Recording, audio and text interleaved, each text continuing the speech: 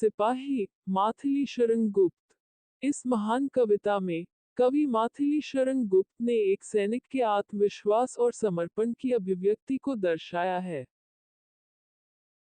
कविता सैनिक के उत्कृष्टता, त्याग और अनवरत संकल्प का प्रतिबिंब है जो उसके कर्तव्य और देश के प्रति होने वाले समर्पण को साधारित करता है। छंद एक। पहली छंद में सवाल उठता है कि कवि की सांसें क्यों गिनी जा रही हैं, जो कि उसका आंतरिक महत्व और विशेषता को जताता है। वह प्रेरित करता है कि यह सत्यानाशी और भौतिकता संपन्न जीवन के अहंकार को भूल जाए क्योंकि उसे मानवीय और भौतिक वस्त्रों में रुचि नहीं है। कवि सैनिकता का समर्पण, युद्ध के दौरान रक्तदान की महत्वाकांक्षा को उजागर करते हैं और उसकी मौजूदगी का मजबूती से जोड़ करते हैं। छंद दो। दूसरे छंद में पूछा जाता है कि क्या सुने हैं कि मधुर वीणा की ध्वनि या युद्ध और विवाद की गहरी बहस। कवि उसे कड़वाहट के साथ कठिनाइयों का सामना करने वालों की कीमत को दोष देते हैं, जबकि सैनिक कर्तव्य और सम्मान के प्रति ध्यान केंद्रित रहता है।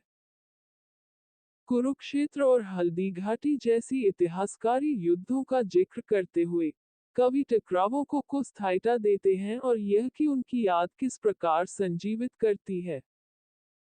छंद तीन।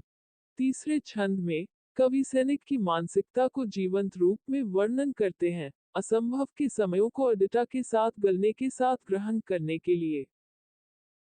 सैनिक उंगलियों करने की अहमियत को ऊपर सब कुछ रखता है।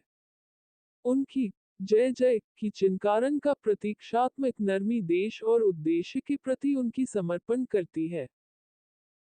कवि प्रेरित करता है कि सम्माननीय बदलाव की चुनौतियों को साहस और निष्ठा के साथ स्वीकारा जाए।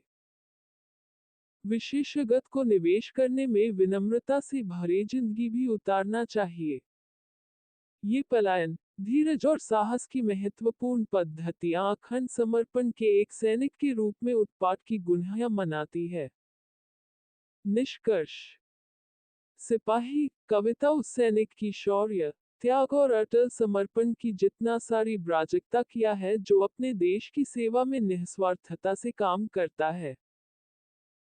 ये सैनिक की अभिमानी आत्मा, सहनशीलता और किसी भी चुनौती का मुकाबला करने के लिए तत्परता का प्रशंसा है।